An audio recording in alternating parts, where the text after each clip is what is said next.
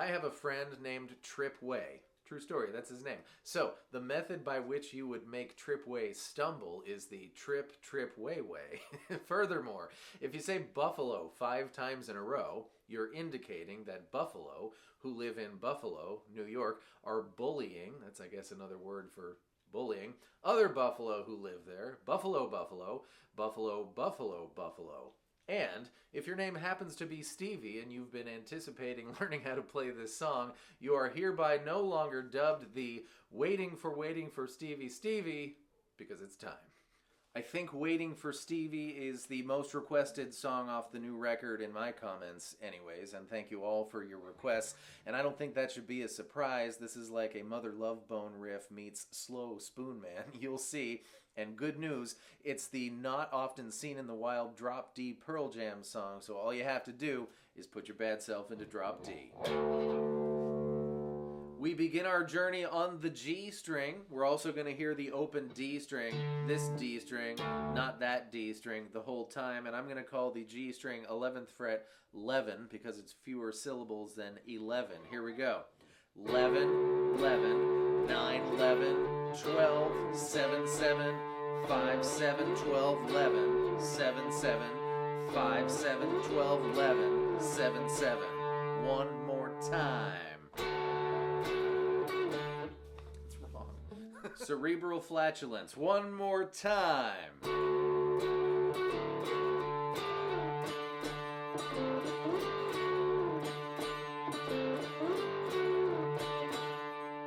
For your intro.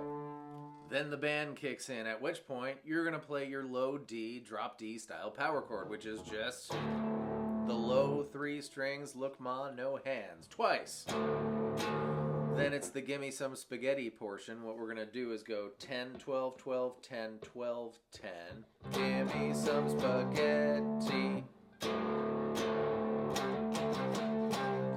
Then we're going to do the same thing rhythmically, starting at 7. And then the spaghetti stuff happens on 5, 7, 7, 5, 7, 5.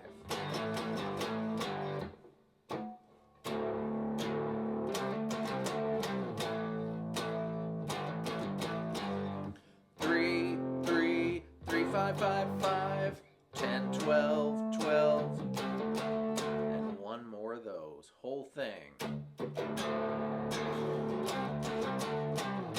Notice how I plan ahead and use my ring finger to get down to 7 because I know I'm going to have to do that.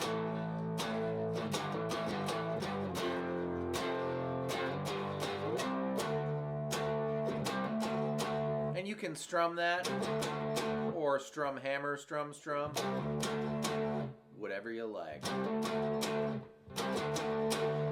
That's that. When we get to the Swallowed Up by the Sound section, we haven't seen anything like this since Garden, and this mix is awfully saturated by chorus, and it makes it hard to figure out who's who. So maybe the rhythm guitar just plays a B-flat power chord. That's the 8th fret, drop D style.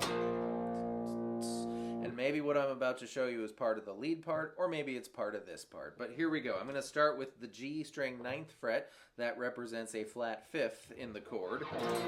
2, 3, 4. Then 2 beats, 1 fret higher on that G string. And 2 beats all the way up on the 12th fret. So, 2, 3, 4. 1, 2, 1, 2, D.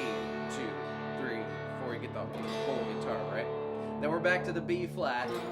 2, 3, 4. 1, 2, 1, 2, D. And then C. And that's that part, as far as I'm concerned anyways. The bridge, the only other part you'll recognize it, is B minor, D7, and now it's G. But we've changed this string, so if we play G like normal, that's not correct. We could leave the now D string open because there are 2 D notes in your G chord, one on the B string 3rd fret, one on the open D string, but if we do that, we kind of take away from the G-ness of the G chord and put too much D-ness in there, and nobody likes that. So I'm just going to mute the low string. And then E minor, same kind of thing. We have to grab all 3 low strings in the 2nd fret. And now that's an E minor chord. So, B minor, D7, G, without too much D-ness, E minor, do it again,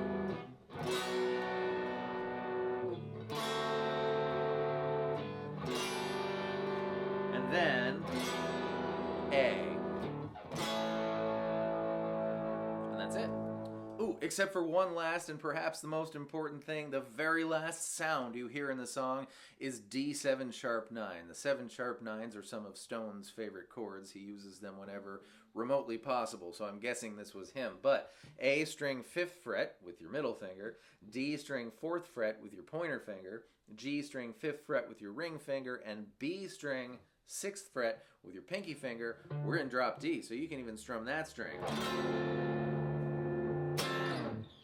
So go buffalo your buffalo and never put too much D-ness in your G. Also, would anyone like a top 5 Mike McCready moves from this solo and how to do them video? Because I think that this is the most Mike McCready of the Mike McCready solos on this record, and I think that would be a very fun video to make. So please let me know if you would, and I shall oblige. Otherwise, thank you so much for being here. I hope that was fun and helpful, and I will see you next time with more stuff. Goodbye.